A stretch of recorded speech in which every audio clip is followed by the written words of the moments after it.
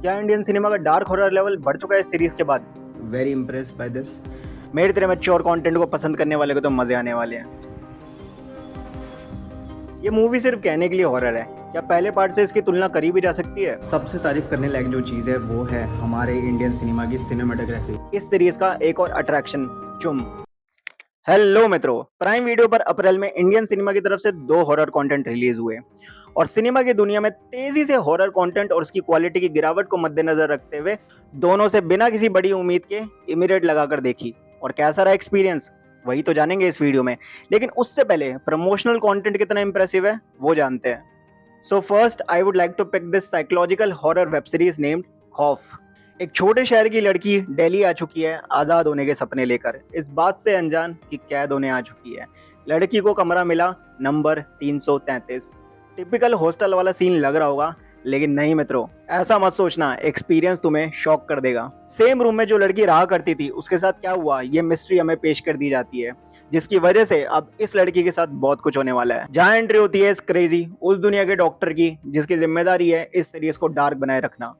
Thrill की जिम्मेदारी उठाई है हॉस्टल गर्ल्स ने और इमोशनल और डर फील करवाएगी ये स्मॉल टाउन गर्ल मधु, क्योंकि अपने पास ट्रॉमा फाइनेंशियल कंडीशंस के साथ अब इसकी बैटल होने वाली है इस कमरे में चल रहे खौफ से।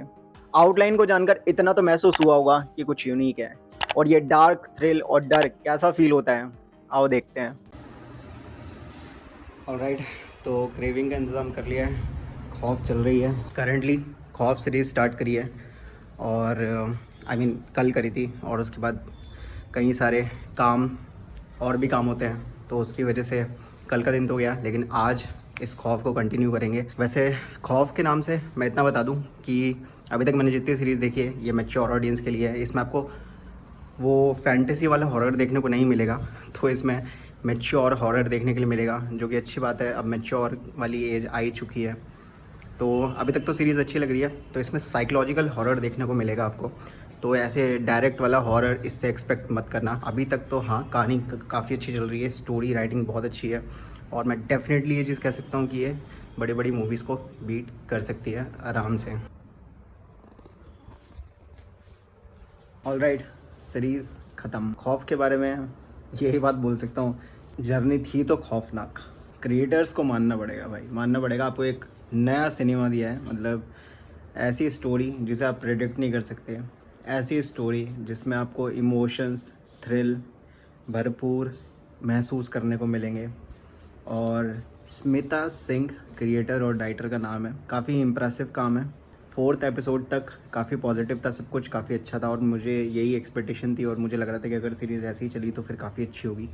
बट 5th 6th में भाई आपको लिटरली डार्कनेस की तरफ इतना स्पीड से लेके जाते हैं कि, और मैं डार्क जॉनरे की चीज़ों को देखने का फ़ैन बिल्कुल भी नहीं हूँ। और फिर जब उस डार्कनेस का मतलब बताते हैं और कैसे आपको ये यकीन दिलाते हैं कि वो डार्कनेस दिखानी ज़रूरी थी, कुल मिला के जब पर्दे खुलते हैं लास्ट के 7 और 8 एपिसोड में, भाई मतलब काबिल तारीफ़ काम है। क्योंकि आप ये देखो कि खर्चा मास प्रोडक्शन पे नहीं हुआ, खर्चा प्योर कंटेंट पे किया गया है। और सबसे बड़ी बात, कुछ बचकाना नहीं है भाई। अगर आप एक मैच्योर ऑडियंस हो तो आपको ये सीरीज़ सिंपल सी बात है इम्प्रेस कर देगी। अब अगर आप फैंटेसी हॉरर को पसंद करने वाले लोग हो, मास एंटरटेनमेंट को पसंद करने वाले लोग हो, तो फिर हो सकता है आपको ये एवरेज लगे, निराश तो तब भी नहीं करेगी। मुझे ये सीरीज़ काफ़ी अच्छी लगी। अगर रेटिंग्स की बात करें तो मैं इस सीरीज़ को 7 आउट ऑफ 10 परफेक्ट रेटिंग है मेरे हिसाब से इस सीरीज़ के लिए। क्योंकि ये ऐसी सीरीज़ नहीं है जो पूरी ज़िंदगी याद रहे, बट इतना मैं कह सकता हूँ कि अगर आपने एक बार ये सीरीज़ देख ली तो भाई 1 से 2 रातें तो आपके दिमाग में ये घूमेगी घूमेगी। पर सबसे ज़्यादा इम्प्रेसिव मुझे इस सीरीज़ की जो चीज़ लगी वो है इसकी स्टोरी वाकई में काबिल तारीफ़ है। तो क्योंकि आप नहीं प्रेडिक्ट कर सकते कि आगे क्या होने वाला है, आपको मूवीज़ झटके देती है, और अगर आप गेस करते भी हो तो वो मोमेंट बिल्कुल नहीं होगा कि आपने 1-2 एपिसोड पहले गेस कर लिया या फिर सीरीज़ के स्टार्टिंग में गेस कर लिया क्या होने वाला है। नहीं भाई, मैंने गेस किया था कि ये सिर्फ साइकोलॉजिकल हॉरर होगा, जो कि इसके जॉनरा में स्पेसिफाइड है कि ये एक साइकोलॉजिकल हॉरर है। मैं एक्सपेक्ट नहीं कर सकता था इसमें जो दिखाया गया है। तो सारा पैसा जो डाला गया है भाई, वो किसी मास प्रोडक्शन में नहीं डाला गया, प्योर कंटेंट में डाला गया है। Very impressed by this. अब सबसे बड़ी बात कि ऐसा नहीं है कि देखते वक्त आपको बहुत ऑसम फीलिंग आएगी, मुझे नहीं आई फ्रैंकली स्पीकिंग। मतलब भाई मुझे वो डार्क वाली फील पसंद ही नहीं है, तो उसके लिए मैं आपको ये रिकमेंड करूँगा कि अकेले मत देखना। अनफॉर्चुनेटली मुझे अकेले देखनी पड़ी रिव्यू बनाने के लिए। अकेले मत देखना इस सीरीज़ को। बाकी मेरी तरफ से बिल्कुल वर्थ वॉचिंग सीरीज़ है, बिल्कुल आपके टाइम के साथ इंसाफ करेगी। Go for it. ऑलराइट मित्रों, दो चीज़ें जो तुम्हारी काम की हो सकती है इस सीरीज़ में। पहली लड़की जिसका कमरा है अनु, कैरेक्टर और एक्टर दोनों इंप्रेसिव है, डार्कनेस की जगह पॉजिटिविटी मिलेगी। और दूसरा, इस सीरीज़ का एक और अट्रैक्शन, चुम। तो जो लोग इन्हें देखने जा रहे हैं, पेशेंस रखना। शुरू में एक्टिंग डिसअपॉइंट कर सकती है, लेकिन इसी सीरीज़ में मेहनत करके लास्ट तक संभाल लिया मैडम ने अपने कैरेक्टर को। अब बात करते हैं मूवी के बारे में, छोरी 2। अगर फर्स्ट पार्ट देखा है तो स्टोरी बताने की जरूरत नहीं है, अगर नहीं देखा है to make it understand, this movie is about छोरियों की हत्या, जिसे अपने पति, उसके परिवार, इस समाज से अकेले लड़कर रोक रही है इस मूवी की छोरी की माँ नुसरत का कैरेक्टर। दूसरे पार्ट की कहानी पहले के आगे से ही शुरू होती है, जो कि पॉजिटिव सिग्नल है, क्योंकि फ्रेंचाइज का बस नाम यूज नहीं किया है ऑडियंस बटोरने के लिए।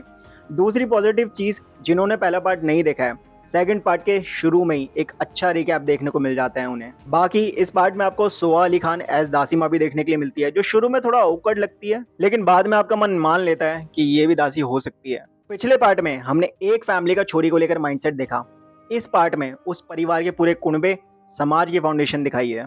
तो बड़ा एम्पायर, उसके अलावा डार्क देसीमा, एक बड़ी विलन, अब कैसे लड़ेगी एक माँ अपनी छोरी को बचाने के लिए इन सब से, आओ जानते हैं एक्सपीरियंस। छोरी 2 रिलीज़ हो गई है और फाइनली देखने का प्लान बन गया है। फाइनली देखने का प्लान इसलिए बनाया क्योंकि अकेले देखने की तो मैं सोच नहीं रहा था।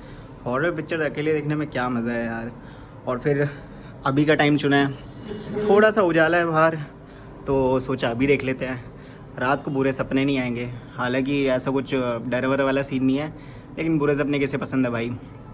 शाम को सोने से पहले कुछ एक्साइटिंग करेंगे, कुछ एक्साइटिंग देखेंगे, अच्छे सपने आएंगे, तो इसलिए अभी देख के ख़त्म करते हैं। छोरी 1 मुझे ठीक ठाक लगी थी, बट हाँ एक्टर्स की परफॉर्मेंस अच्छी है, नुसरत अच्छी एक्टर है, तो अच्छी एक्टिंग देखने को मिलेगी ऑब्वियसली। और फर्स्ट पार्ट की स्टोरी काफ़ी इंटरेस्टिंग थी, तो मुझे थोड़ा सा डाउट है। वैसे तो ट्रेलर से मैं ठीक ठाक इम्प्रेस हूँ, क्योंकि ऐसी स्टोरी को आगे जाके कंटिन्यू करना इज़ लाइक काफ़ी चैलेंजिंग हो सकता है अगर अच्छे से इमेजिन की हो और स्टोरी लिखी हो।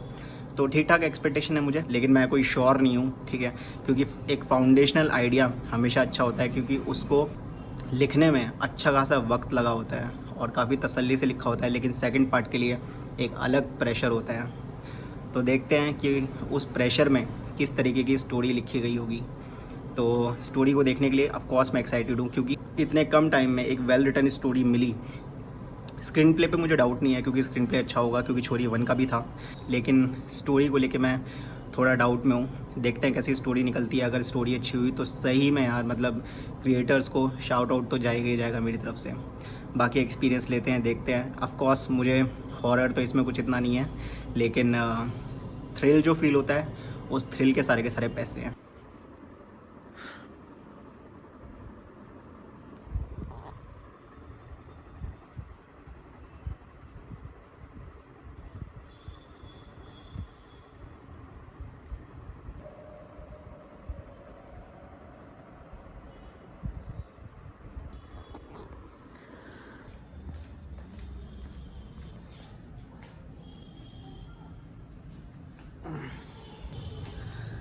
ओके, तो फाइनली इंटरवल तक पहुंच चुके हैं।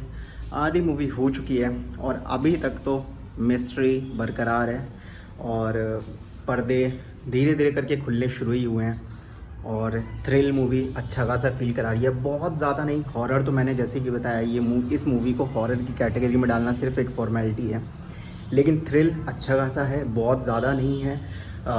ऑफ कोर्स मुझे लगता भी है, वैसे किसी को बहुत ज़्यादा एक्सपेक्टेशन होगी भी नहीं, और अगर है भी तो भी कम कर लो। जब पर्दे खुलने शुरू होंगे तो पता चलेगा चीज़ें कितनी लॉजिकल है और कितनी कुछ भी बनाई हुई है। जैसे कि मैंने बताया, परफॉर्मेंसेस अच्छी हैं और स्टोरी अभी तक तो काफ़ी अच्छी लग रही है मुझे। कुछ ऐसे छोटे छोटे से सीन आएंगे जिन्हें आप थोड़ा थोड़ा करके स्किप कर सकते हो, जैसे कि बंदे चले जा रहे हैं और चले जा रहे हैं, और आपको पता है कि ये चलते ही रहेंगे, तो ठीक है, मतलब 10-20 सेकंड वापस स्किप हो सकती है। सबसे तारीफ़ करने लायक जो चीज़ है वो है हमारे इंडियन सिनेमा की सिनेमाटोग्राफी, जो कि अव्वल लेवल की। अगर हमारी स्टोरीज़ इंप्रूव होने लग जाएँ तो भाई अच्छे एक्टर्स हैं, अच्छी सिनेमाटोग्राफी है, एक्सपीरियंस्ड सिनेमा इंडस्ट्री है, मज़ा आ जाएगा।